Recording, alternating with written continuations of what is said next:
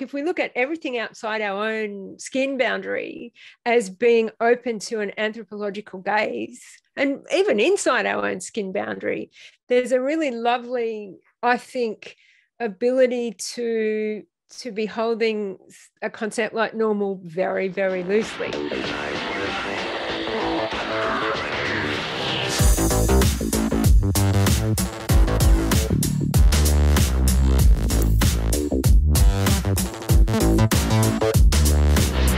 Hello and welcome to another episode of Idioms of Normality on Traces&Dreams. And I'm joined today by a very special guest, Emma Jane, the author of Diagnosis Normal, Living with Abuse, Undiagnosed Autism and COVID Grade Crazy, which is a title that I absolutely love. And Emma, welcome. Thanks, Paul. Thanks for joining us on the series. And before we get started, before I ask you all these juicy questions that I have for you, arising from this fantastic and incredibly well-written book, I wish I had your gift for turn of phrase.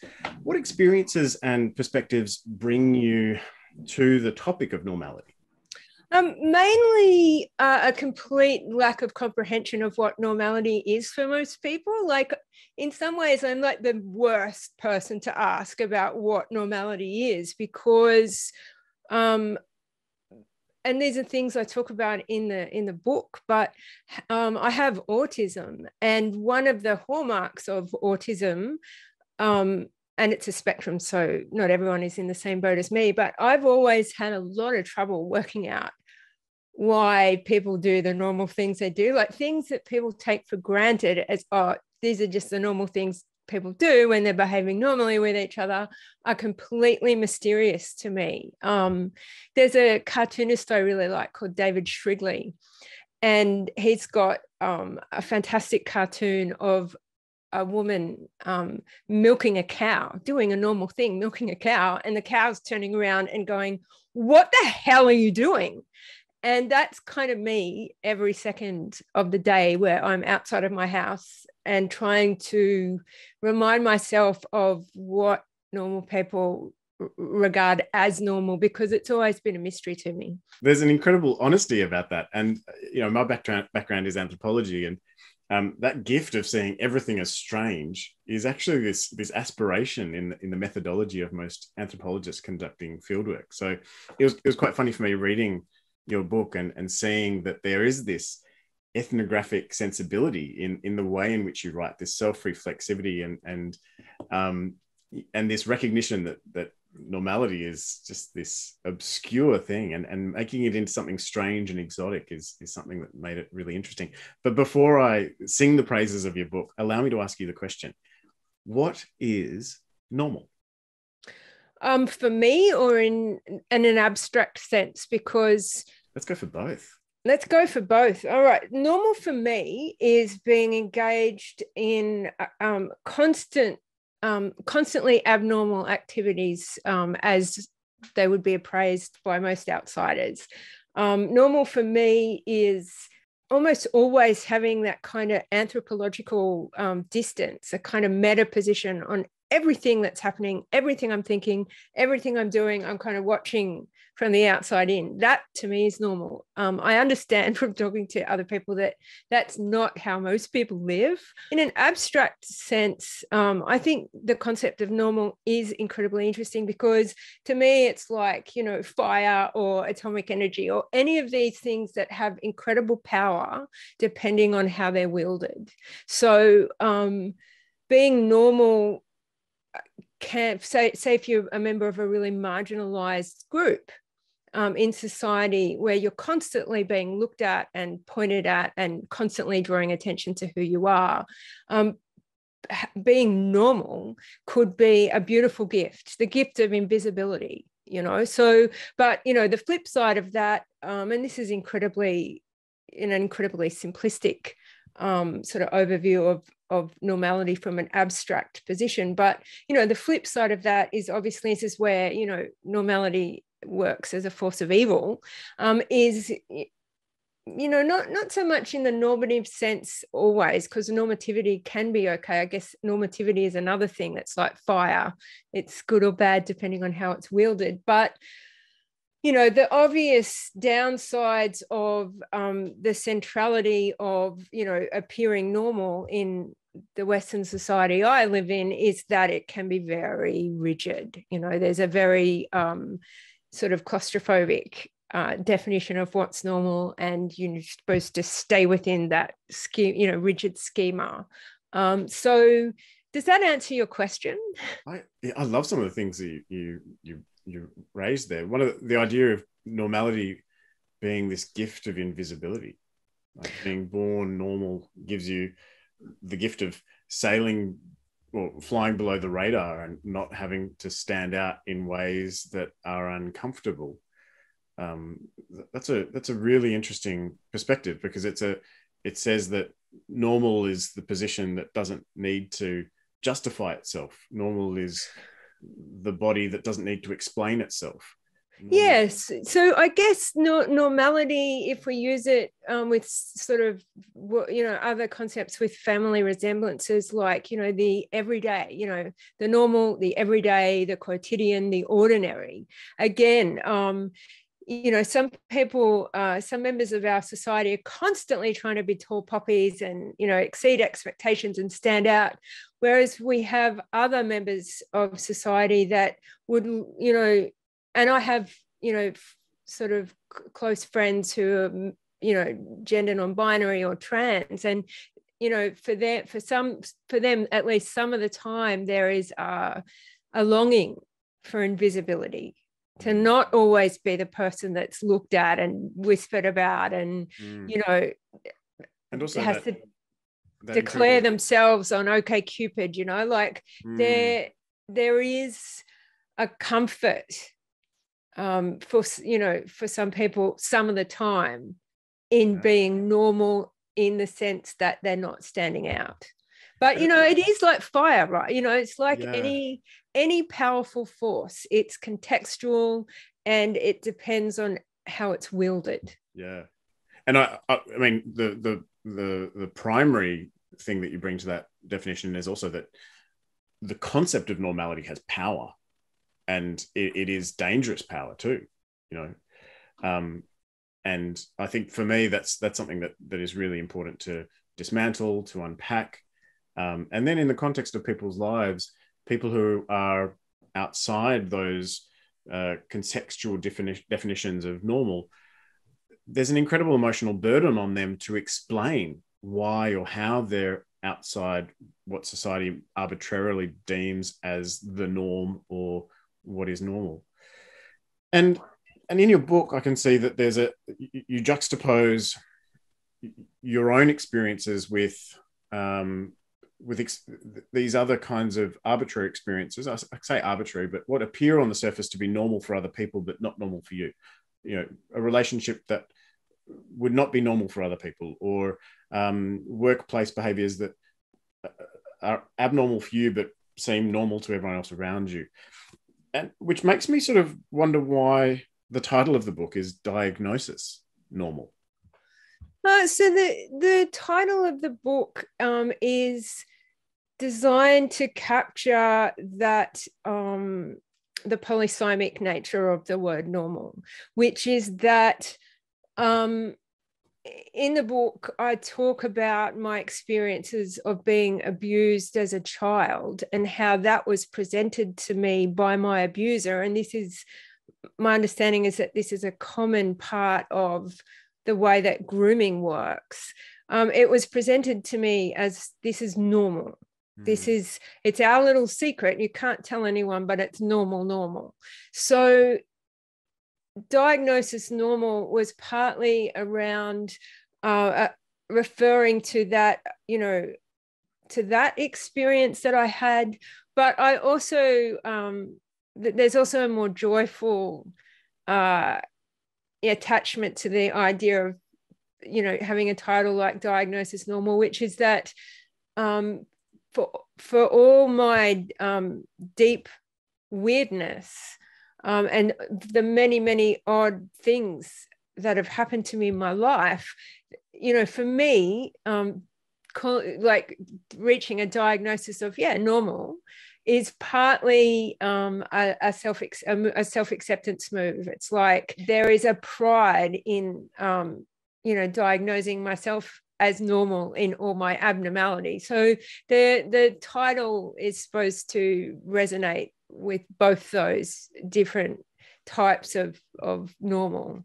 It makes me feel like the word normal can be a little bit like a rubber band at times. We sort of stretch it to sort of fit wider categories than we used to fit, or normality can also twist, it can be reshaped. But I'm also find myself returning to the idea of normality as power, and also the process that, and I'm picking up a different strand here and talking about the grooming and grooming in general, that to normalize that behavior is also a horrible power, and that the position of people to normalize a set of behaviors that can create power differentials, that can take people's voices away from them. It's also a power that can be wielded. Yeah, so it is. It's a force. I gave the examples before of like fire or atomic energy or humor, right? Like these are things that can, build and destroy. Yeah. And so, the normalization of not just the grooming situation for me, but, the normalization of ideas like children need to do what grown-ups tell them to do, then, a lot of people who experience trauma as kids develop behaviors that are seen as non-normative, like, addiction, mental illness, all sorts of antisocial behaviors. And again, this is where normalization can actually work in favor of someone like me, is to go, well, you know what, some of that, crazy shit I did in my teens, that's normal for someone that went through trauma. So, the use, I have a really ambivalent relationship with the idea of normal. And I absolutely agree that it's a force and that needs to be wielded, with great with great normalness comes great responsibility. Like we need to be mindful of how we use the word and how we wield the force of what is and isn't normal. Oh gosh, I mean, part of the impetus behind the series is my desire to get people to be a bit more mindful about how they use that word normal, and I want to throw a curveball at you, but a gentle one. Okay. Fire is something real. Fire is, there is an actual thing in the world that is fire, that can be used to cook, can be used to burn, can be used in industry, but can also be used in arson. The word normal, though, and I've been fortunate in this series to interview people from historians and people from numerous fields, and the concept of normality is really young. It's like 180, 190 years old. At best, it only became popular sort of at the end of the 19th century, and it is an arbitrary constructed concept that has nonetheless globalized really well.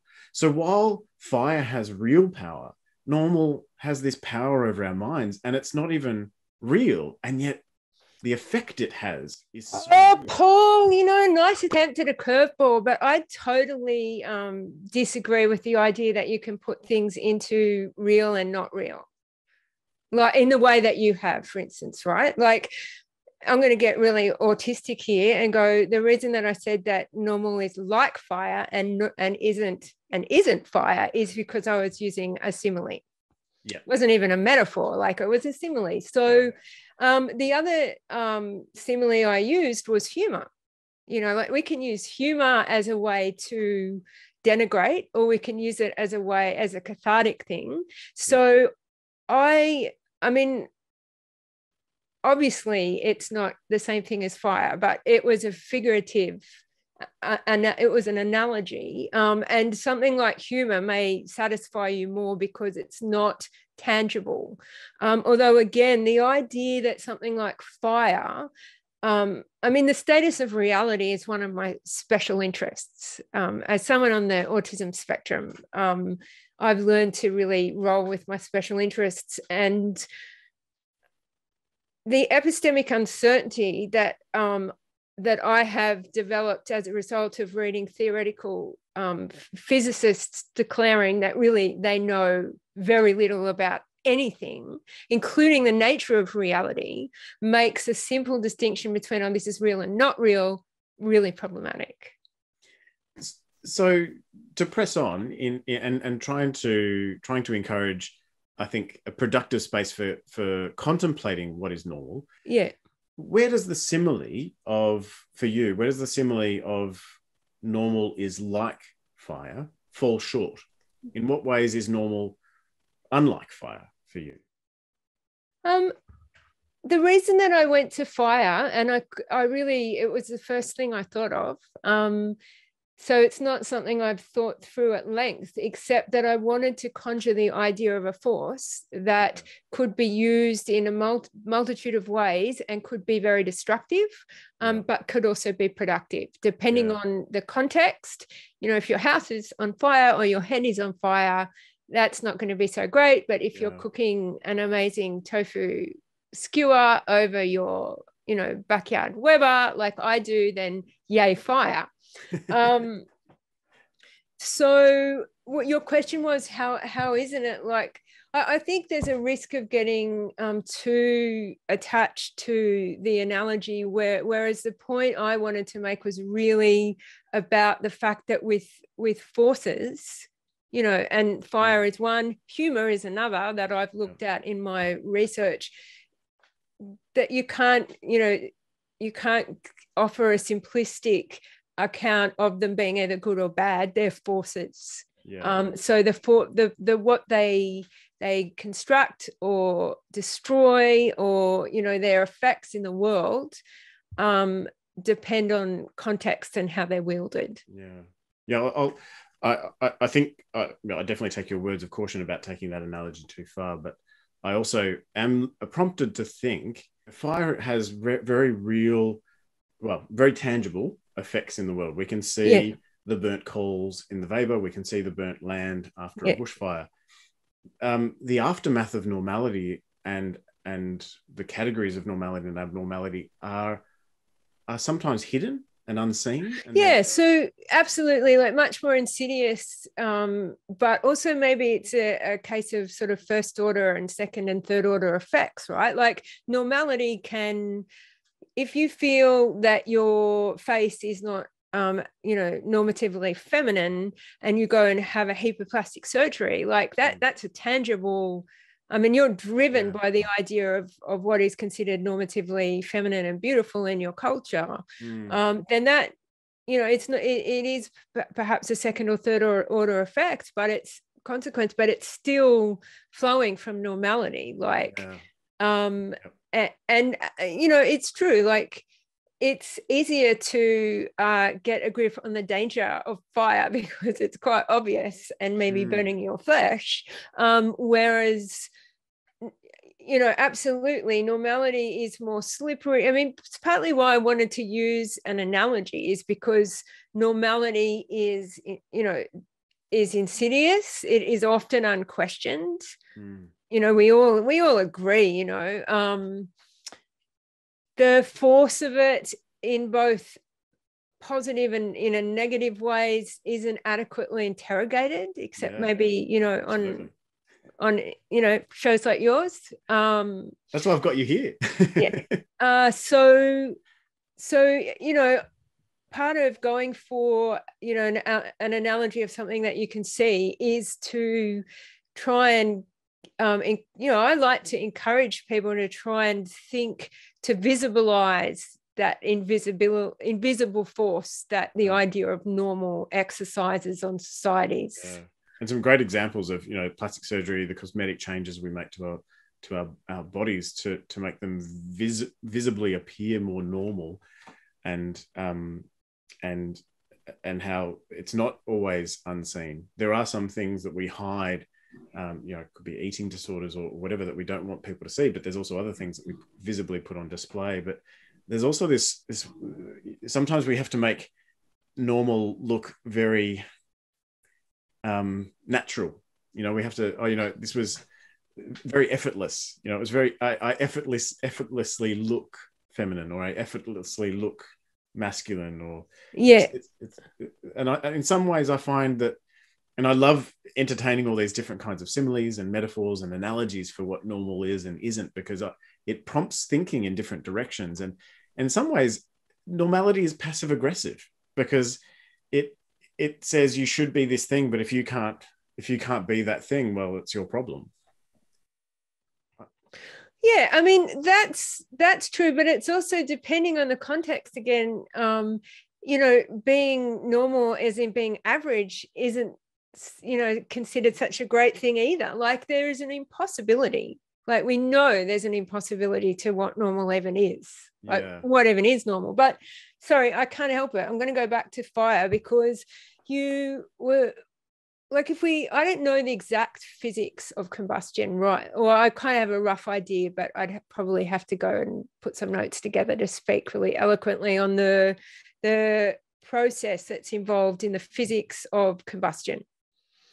But think about the way that, if we're looking at, say, plastic surgery as, you know, a second or third or fourth order effect of the force of the ideology of normal, think about the fact that the moment, you know, we know that we are, as humans, complex systems, and that the mind and the physical body are, you know, inextricably interconnected.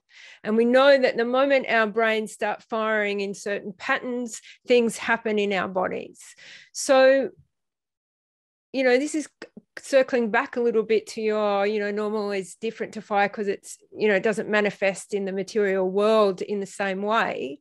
Like, think about the person that is feeling, you know, sees someone on Instagram who looks much more normatively, you know, masculine or feminine or gendered than they do, and instantly they think, you know, I'm not normal, I'm deficient, you know, there's something wrong with me, I need to fix myself. That is going to kickstart, it's going to a cascade of biological effects, that none of which are going to be very pleasant or pretty, ironically.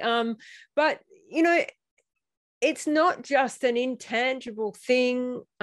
Like, that is the type of impact that a strong attachment to, you know, adhering to certain types of social norms can have on a human system, you know. And that's, I mean, that's incredibly insidious, but that's pretty, like, it is immediate. Like, I only have like a very I only have a kindergarten child's grip on the basics of neuroscience, but I do know enough about the way brains and bodies are connected to know that the moment you know, your neurons start synapsing and you start having thoughts, you know, if your mind is entering the domain of, I'm not normal, there's something wrong with me, I need to fix it, I'm deficient, there will be an instant bodily response.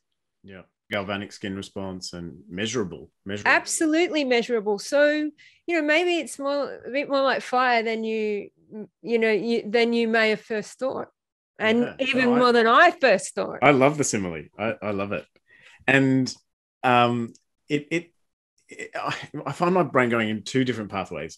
So I'm working with my own neural patterning here for a moment. You know, one is that if you look in psychology textbooks, neuroscience textbooks, psychiatry textbooks, and even the DSM, you look up definitions of normal, and most of the time they're not even there.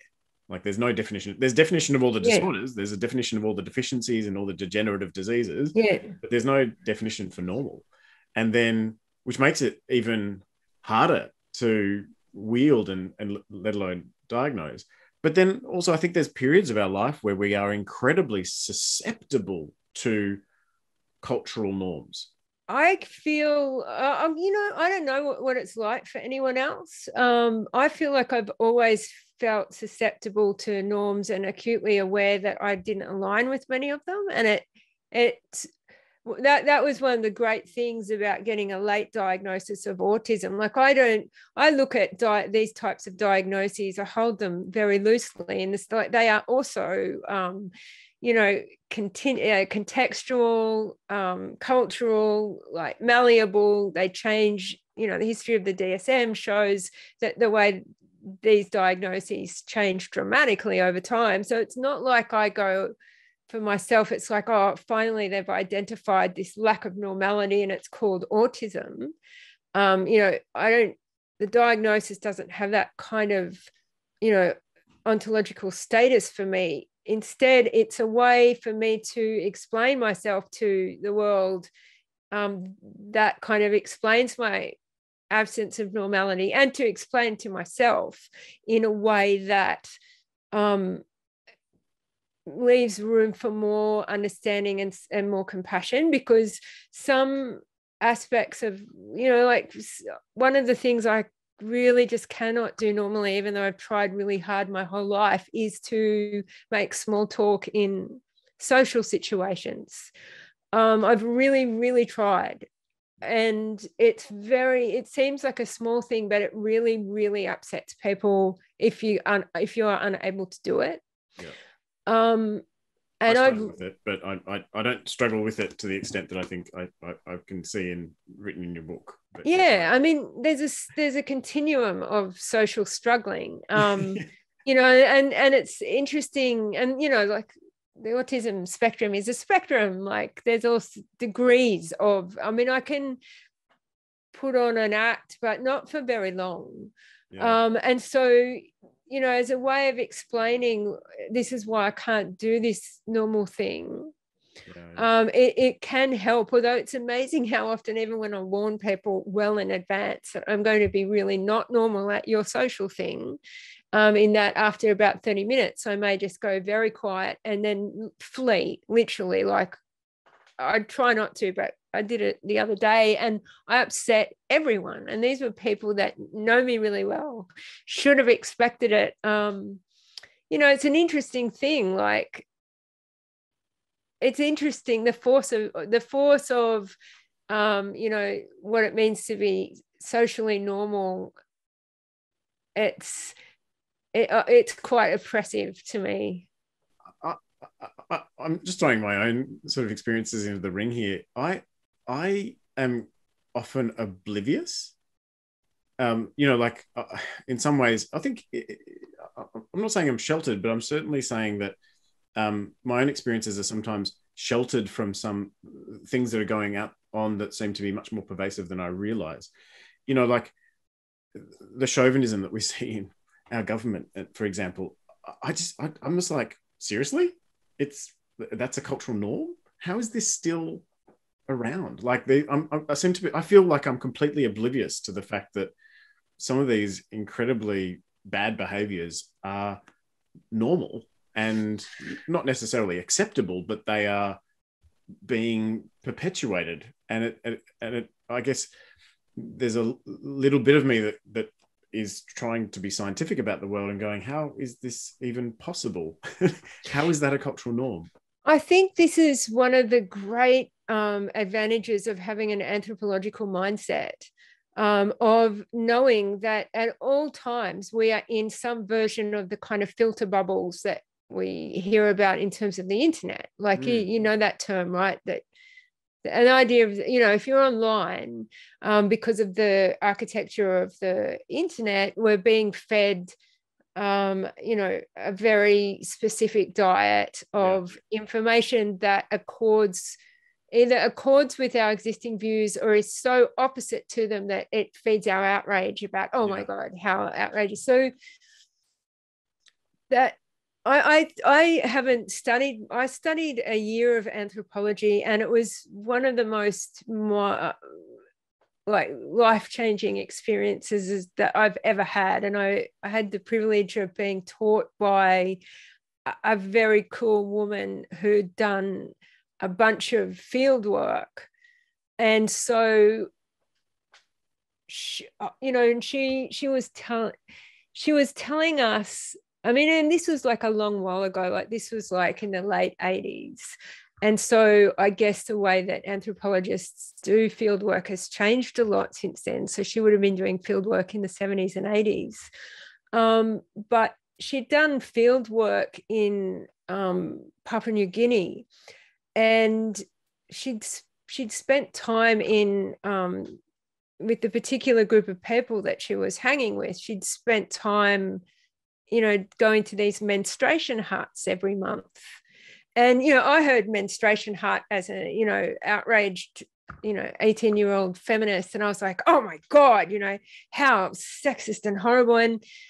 And this anthropology teacher was like, well, actually, it was great because we got 3 days off doing any work and everyone sat around and gossiped. And it was like, fantastic time. And regardless of what you think about those kinds of gender roles in any group of people, that was the moment where I realized that I had to constantly be checking my assumptions and constantly be looking outside my filter bubble to understand, to be constantly putting my preconceptions onto other people or assume that the meanings I attach to things were going to be the same as what other people attach to things. And this is a very long way of coming back to that point about why this sort of anthropological mindset, if we look at everything else, like if we look at everything outside our own skin boundary as being open to an anthropological gaze, and even inside our own skin boundary, there's a really lovely, I think, ability to be holding a concept like normal very, very loosely, because it's like, wow, okay. And you were saying, again, circling back probably 5 minutes back in the conversation, but you were saying you weren't aware that there was so much chauvinism as part of the way that our government does business, for example. I think it's very important to be constantly pushing outside the boundaries of what we consider normal, or our filter bubbles or whatever, and bringing that anthropological gaze to bear on things like, oh wow, I don't see this in my circle, but this is clearly a thing. That was a very long rambling answer. Sorry, Paul. No, I was in my mind saying here the whole time. I was like, yeah, preach. And this sort of highlights the importance for me of a book like yours, Diagnosis Normal, because it makes accessible material that's going to be challenging for people, material that needs to be read, needs to be understood, that and needs to be exposed, needs to have a voice, because there are other people having experiences like these, and it's not just to reach out to other people who have had those similar experiences. It's to reach out to people who have not had those experiences and to wake them up and shake them and say, hey, they do need to know, because one of the things I've tried to do all my academic life is, for instance, with gendered cyber hate, for instance, misogyny on the internet, it was really hard to get my work published at first because I was citing unexpurgated examples of it. And I was getting knockbacks from journals because people was like, oh, that's disgusting, I don't want to hear that.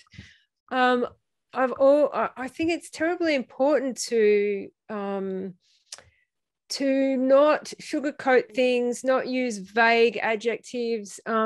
Like some people find this particular book that I've written more difficult to read than others. Like some people find it very hard going, and others, weirdly enough, are just like, oh my God, that was such a funny book. And it was like, really? There was a lot of child abuse in it, like strange sense of humor. But for people that find it difficult, then I think it's still not that I'm sort of, regardless of whether it's my book or anyone else's, that's going into the details of, say, what it's like to be groomed as a 7-year-old.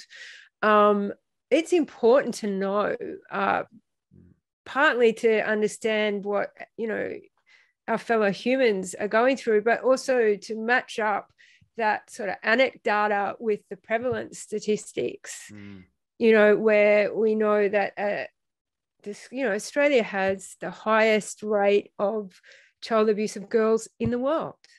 In the world, like the latest global prevalence studies put Australia at the top of the list. You know, average age is 8.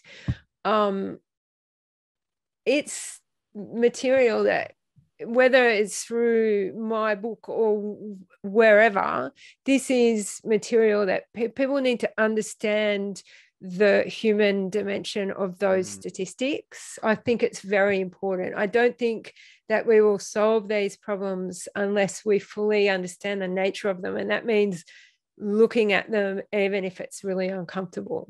Yeah. And, you know, I think, these are some horrifying things that you're sharing here, but it's really important to engage in those uncomfortable conversations. And, you know, you are a wordsmith. You have some witty turn of phrase, which doesn't exactly make the content palatable, because it is unpalatable content, but it makes it readable, and it circulates it and puts it in people's hands and generates a conversation. And that conversation is going to have to involve people that we're not necessarily comfortable having conversations with as well. And yeah. I mean, one of the, so here's a shitty side of normal. If we look at the way the internet has normalized certain types of behavior, like, say, for instance, child pornography, where we have, groups of people who are able to form communities online and normalize the viewing of that type of material, the sharing of it, the acting out of those types of impulses. There's a really problematic side of, like, a normalization opportunity offered by the internet. Like, the idea, idioms of normality, like, it's such an interesting topic, like such an interest, is just such great food for thought. What questions do you think we should ask about normality? All the questions, Paul, all the time. Like, I mean, for something that is as nebulous yet as powerful as the concept of normal, when something is both invisible yet exerts such a huge force on us as individuals and society, I think we constantly need to be, we need to both hold it loosely, and by that I mean, put some space between the idea that, it's just normal, this is just commonsensical, it's normal, I don't need to interrogate this, we don't need to think about this as scholars because it's just normal. So holding it loosely and going, okay, this is this is contextual, this is a contingent thing, this is a cultural construct, this can be used for good and evil, it can construct and it can destroy. So we need to sort of hold it loosely and be constantly asking all the questions, like constantly interrogating what we, like, the normality in the abstract sense, what things are held up as being normal in society, what kinds of effects they have, not getting too attached to being normal is really bad or being normal is really good, but keeping some critical distance. But I don't know the exact questions that should be asked. Sounds like they should be contextual and just the reminder to ask them. And all I can say is that we should be asking all the questions. Yeah. With capital A, capital T, capital Q. Hashtag. We're gonna have to put that into a hashtag. All the questions, yeah. All the questions. Emma, thank you so much for joining us today in this episode of Idioms of Normality on Future Frame TV, the collective podcast series of Traces&Dreams. It's been an absolute pleasure chatting with you and learning about your perspectives, and also getting a little bit of insight into your book. I'm so glad that I picked up a copy, and incredibly grateful for your time. Oh, thanks, Paul. And it's been a really interesting conversation. Like, these are really, I could go on for hours.